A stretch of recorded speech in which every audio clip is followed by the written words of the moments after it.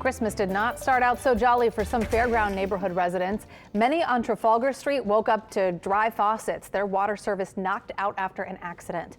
Water was restored later that afternoon, but neighbors tell our Alyssa Curtis they've had issues for years and they want it fixed for good.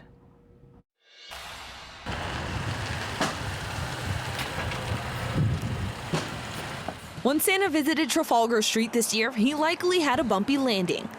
But Omar Morales' family still woke up excited to open their gifts until they realized their water didn't work.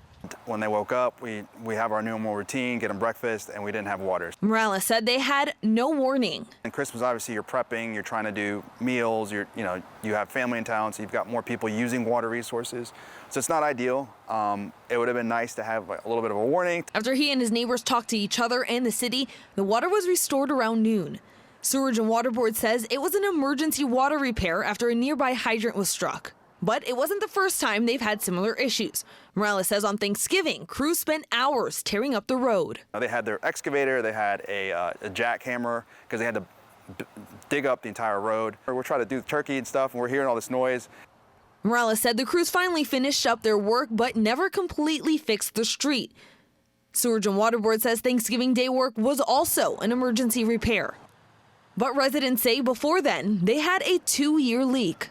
It's hard to get the information. It's hard to really sometimes figure out when things are going to get completed.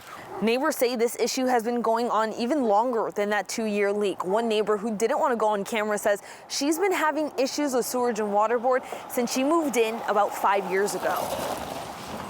Residents say they want these issues to be fixed for good, or at least better communication. It would be great to have this system rebuilt in a way that's really modern and it allows its citizens to feel like, we're getting the service that we deserve. In New Orleans, Alyssa Curtis, WWL, Louisiana. The Sewerage and Water Board says crews are working to get the road repaired, but those services are taking about 80 days on average.